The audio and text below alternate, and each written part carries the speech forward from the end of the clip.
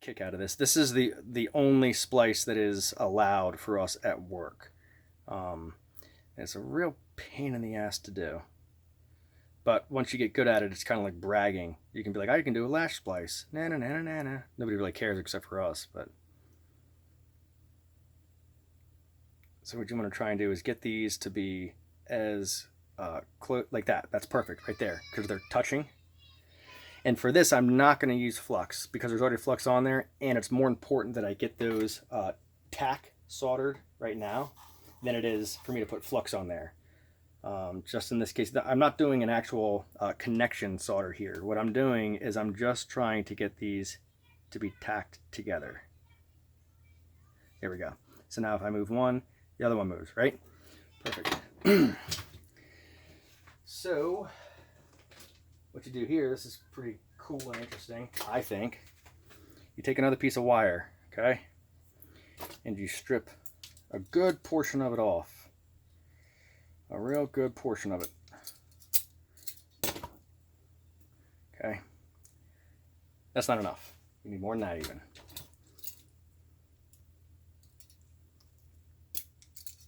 This is still probably somewhat short, but I'm not going to go crazy with it because it's an extension cord and this wire, or this video is very long already. You take one strand, one single strand, cut it off, okay? Now you take this and you're going to lash it around your splice with a minimum of 7 turns. At work here, I'm going to get whatever I can. Real pain in the butt.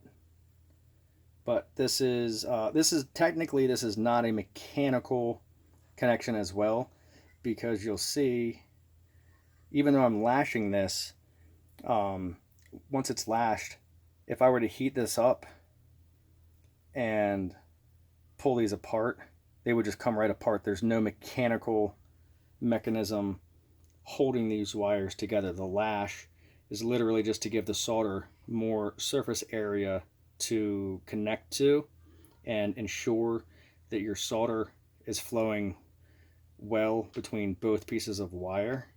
That's the only reason. There is no mechanical holding. But it takes up the least amount of space because you can see it's literally just 2 wires like this. The hook splice you've got like that, that's thicker, right? This is much thinner. It's kind of crappy. I'm not gonna lie to you guys. That's not great, but at least you've seen it, right? So if you want to do this really, really well, what you would do is you would cut your strand much, much longer so you can literally wrap it around at a minimum of 7, but ideally you want it to be enough wraps to cover up both wires completely. And I'm not sure if you can see it. Let me see if I'll pull it up to you guys. It is tack soldered, so that's okay. You see those strands? It's like they're wrapped, but they're not completely covering it. That's not perfect. It'll work though. So now you've seen a lash splice done incorrectly. That's cool, right? Okay. So you want to be careful doing this, that you don't take the wire that you just lashed on there and take an end of it and accidentally, it's wrapped around like this, right? And then you brush the flux on and you get it to come out like that, and now you heat shrink, it's going to poke through and you got a short. So put your flux, you solder it, and afterwards you just finger test it to make sure there's no sharp edges.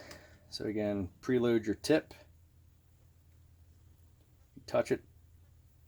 Once you see it melt, oh shit, it moved on me. That's not good. That's really awful. Whatever. It'll work for this. It's not supposed to do that. Really what I should do right now is I should just cut this off and start over again because they moved. Because there's no mechanical connection, right? There's nothing stopping it from doing that. But it didn't come completely apart, so I'm okay with the way it is. It'll work just fine for this. Another thing is because this is just going to lay on the ground, and it goes underneath a row of trees, and there's one small section that I ran over, it's a couple feet, a couple feet right where I'm putting these, right? These splices are going to be right where I ran over it before, so I should try and make these as robust as possible. Should redo this, but I'm not going to. Other than that, it just lays there. It doesn't get bent around. It's not an extension cord that gets constantly yanked out of the socket, or that's going to be wrapped up and thrown in the back of a truck, you know, every time you're using it. And every time you do that, it reduces the, you know, integrity. So like right here, like this section where that wire is, that's awful. The fact that that's just hanging out there by himself, because right now he's just he's a break point is what he is. You would like it more to be like this here. Even that's a little, having this one here, right, the flux, this right there. You would like for the end of this wire to come to the insulation and the end of this wire to come to the insulation, so you've got the rigidity of both wires. But this'll work. So where's my tape? Tape my heat shrink out of the way. This nasty old tape.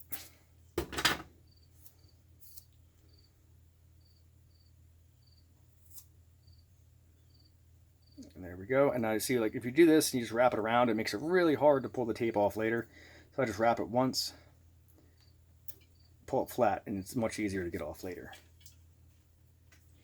All right, so now onto the last one. So what we're going to do is just check. And so see how this has a little bit more length on it? That's okay. If this were a real harness that was going somewhere, that wouldn't be good. But I can make up that slack in the other heat shrink. If I really wanted to, I could even take it, and sometimes what you can do is wrap it around like this, and it takes it up. It's not the end of the world. So now this one here. Okay. I'm gonna have to make that green wire have even a little bit more slack, because I need quite a bit of length for a Lineman splice. We'll call it about like that. That's pretty long, right, for a splice. These type of split strippers, see how this wants to come back and mangle those wires? You can just hold them open and they'll release. So now this is awful, right? Totally destroyed the lay of the wires. That's no good at all. So you have to go and do this by hand. And when you do this by hand, you're adding grease and oil and you know, whatever nastiness you have on your fingers, which then can lead to oxidation of the wire down the road. So that's why you're supposed to strip it and have the insulation come off cleanly, not disturb the lay of the wire, so that way you're not introducing contaminants that will degrade the connection, the electrical connection down the road. For a extension cord, not super concerned. For this one, I'll probably have to do it twice because it's just so big. But I'll preload a heavy preload. Start at the bottom, paint it on to the end, do it again, the bottom. Oh, that worked okay. So even with that heavy preload, you can still see the strands of the wire, so that's okay. It's not too thick. So this is going to be interesting because it's so stinking close. It's so close to this heat shrink here. I'm hoping that me soldering on this wire isn't going to prematurely shrink this one.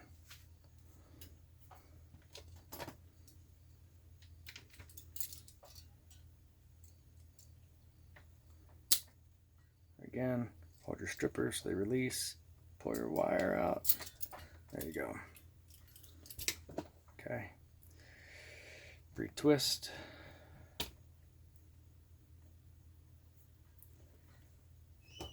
Add your flux. We're on the home stretch here.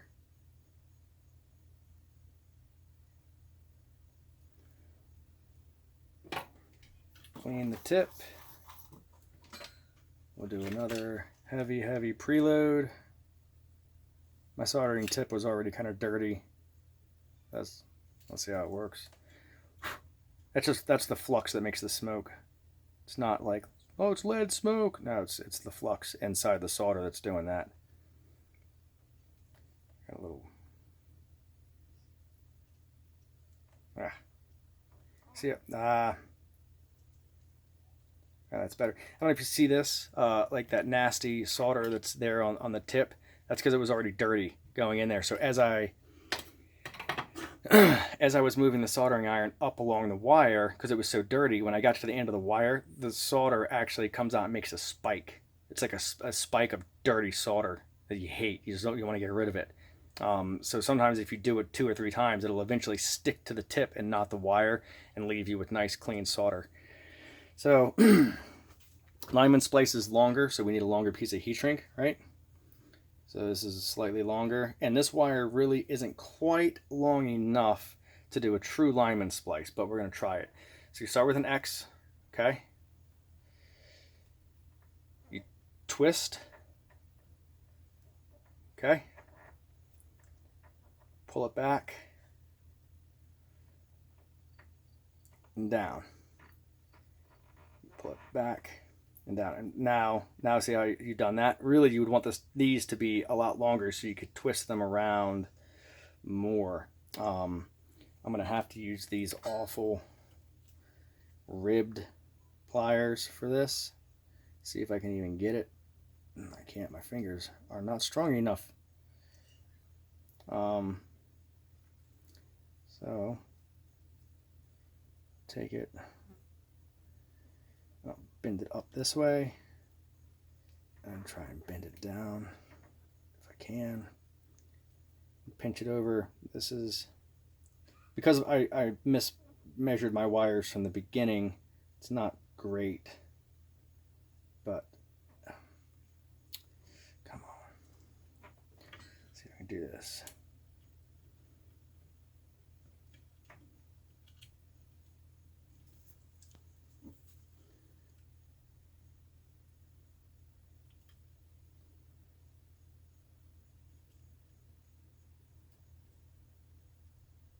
So every time you mess with and move soldered wire, you're messing with the solder, and it's desoldering. It's like it literally coming off the wires. So you want to try and do this as little as you have to. And like I said, the wires that I'm messing with should really be like another inch or so longer, so that you could get like, 4 or 5 twists around rather than just this crappy little one that I've got. But so now that's a very, very secure, mechanically secure solder joint there, right? So that's not going anywhere.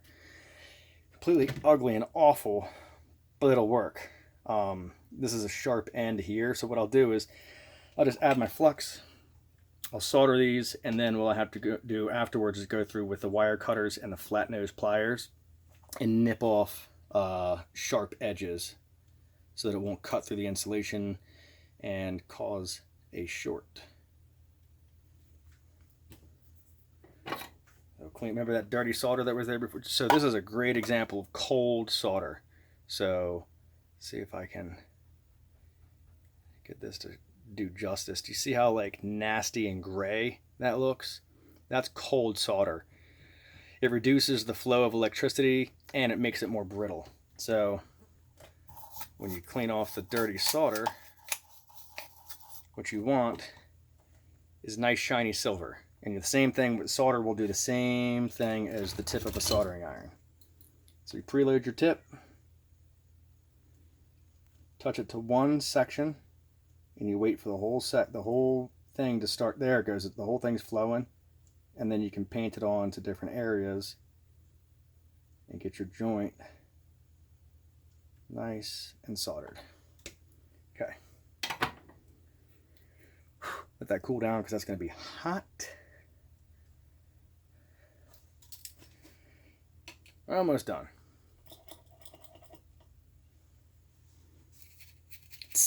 So that was bad. I went to put alcohol on it before it was fully cool and it sizzled. That will also create a cold solder joint. It's not too terribly bad in this situation, but if you had like a bigger piece of metal and you did that, you could very easily make the joint turn cold.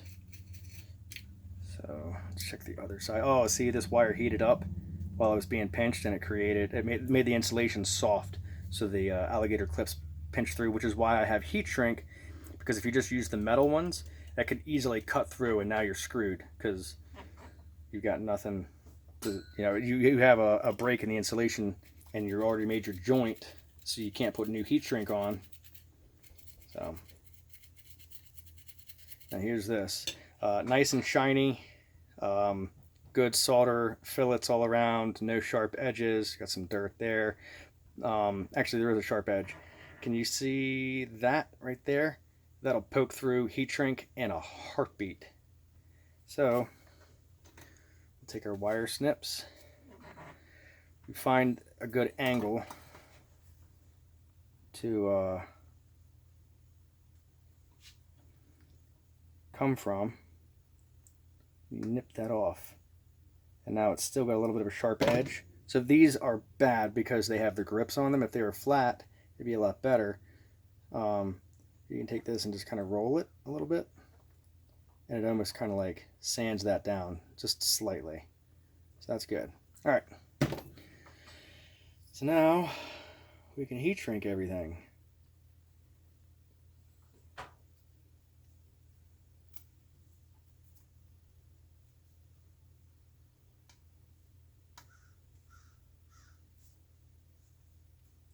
Pulling this tape off. Awful, awful, awful tape. And I like to try to get all of my heat shrink positioned before I heat up any of them, because of the off chance that you accidentally heat shrink over a splice, or off of a splice before you're ready, and then you're screwed because you can't get the heat shrink back on, right? So for this guy, let's see if I can get this working. So I have a surface mount with a spider web on it because it's been so long since I've used it. This is for heating up components on a circuit board, but it also works as a little mini handheld heat gun. Alright. Hit it on both sides, and this green wire is kind of in the way. Ooh, that's hot. Alright.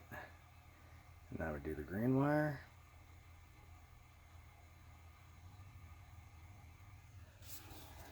Do this side. Same thing on the bottom.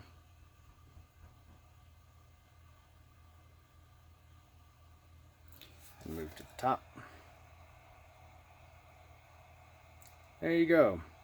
Now you have 3 different types of splices and how to heat shrink them correctly. So now this is going to be hot and somewhat still flexible, so I'll just kind of try and let the heat absorb into my hand and cool it down some, and then I'll pull this heat shrink down, and this is going to be kind of difficult. My alcohol can is going to be very dirty with flux right now, so you get rid of all that old alcohol that had flux in it, because when flux dries it's sticky, right? Clean your acid brush, paint on the alcohol so it'll slide over much easier,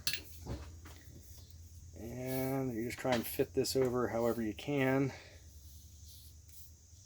Really probably should have had bigger heat shrink to begin with, but this is what I'm working with, so I'm just kind of feeding this over, trying to get the wrinkles out of it.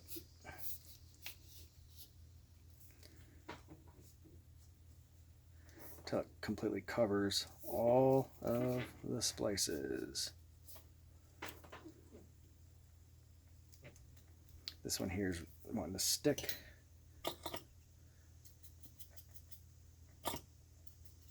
Paint on your alcohol. Slid right over.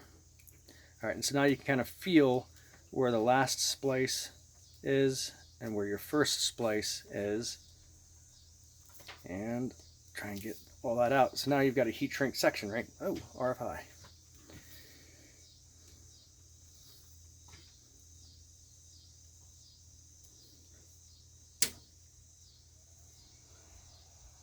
Now I am going to turn up the airflow on this heat gun because it was blowing up pretty slowly before. Set this up to 200. I know you can't see this, but that's what I'm doing. Now hopefully this will make this shrink a little bit better, more quickly.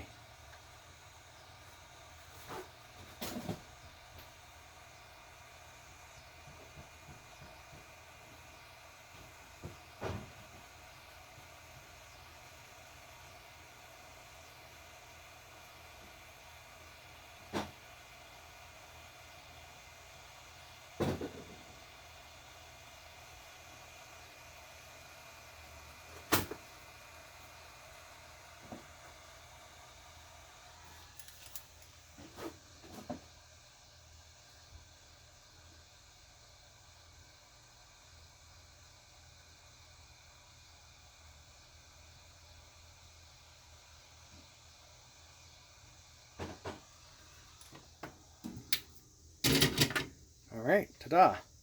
Now, the last part is to use this tape. Jen?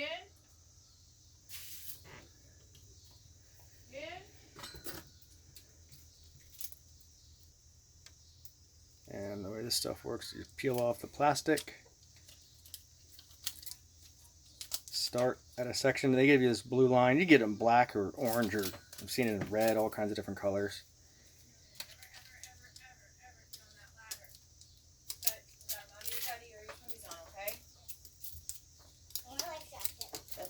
Once you get it started, it's easier. I was just chasing the chickens. You were chasing the chickens? Mm-hmm. Oh no, are they okay? Yeah. Okay. They're fine. Okay, good.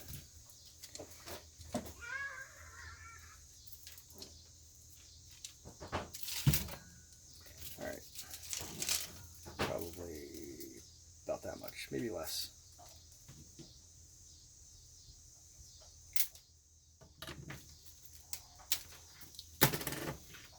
The weight of the roll was making this a little bit harder. So now I've got it started, and you just wrap it around. Trying not to let it stick to itself or create a wrinkle. Get a wrinkle, you just pull it out. But this, heat shrinking each individual splice and heat shrinking over all 3 splices and then waterproof taping it is what will make sure that water will not get in. And again, like I was saying, because this is an extension cord that is going to live outside indefinitely, you want to try and make sure that you take every step that you can to keep the water out. If it was going to be a cord that was just going to go on like a computer and sit inside and that was where it was going to live, maybe it's not so important. But this one, pretty important.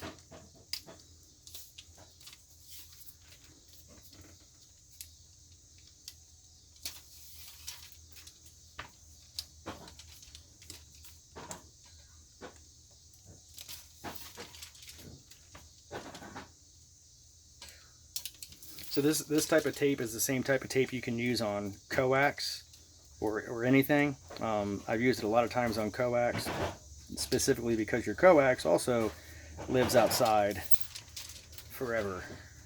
So that's pretty important. If you get water in coax and the braiding starts to rust or oxidize, and your signal will degrade very quickly, and you'll have all kinds of problems.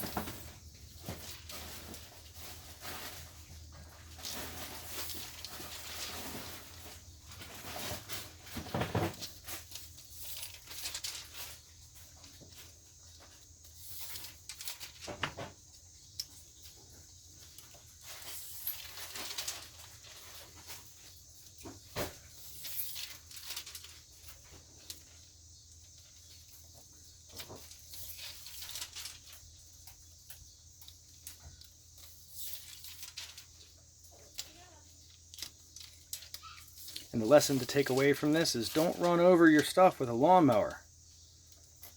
Unless you want to take an hour out of your day to make a video for friends. Which I don't mind doing at all. But I would have rather... I guess this is actually a pretty good reason to make a video. It would have been more fun to do a video that might have showed something more interesting. But I figured this is real world. I actually had to do it. I wasn't just like making it up like... I'm going to do a video on soldering something I have no reason to solder. Just to show you. Which I will also do. If you guys, if you have something that you would like to see, by all means, let me know. And if I have the stuff to do it, I'll try and do it. So that wasn't enough. I need more. Which is fine.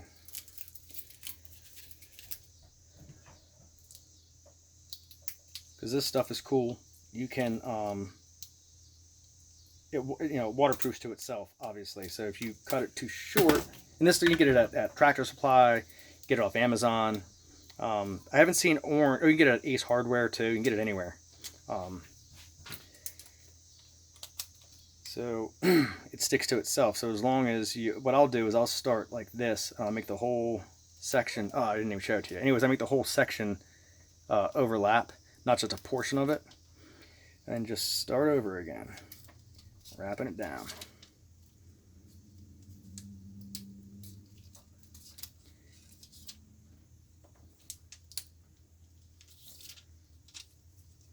This is probably pretty boring to watch, I know, so you feel free to tune out at any time. You've seen all the important stuff now.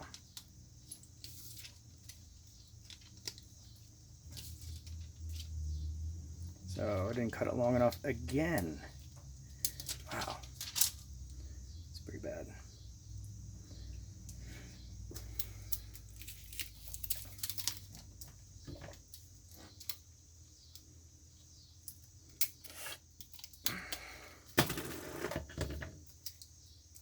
Alright, last try. Third time's a charm. Hopefully this is long enough. Again, oh shit, stuck to itself. Oh no, see? It stuck to itself, so I'm gonna pull that off.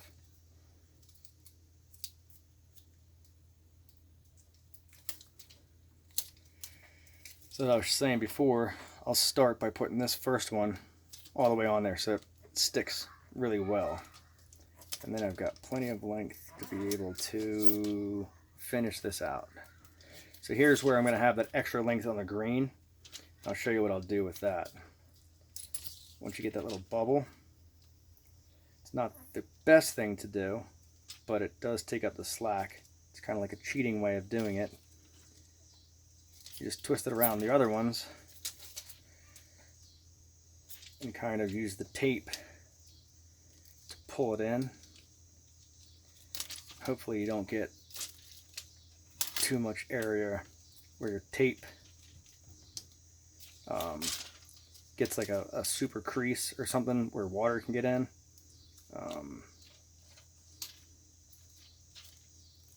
And if it does, hopefully the other two sections of heat shrink will be enough to keep water from getting anywhere that it shouldn't. So now, push that in, pull this tight. RFI!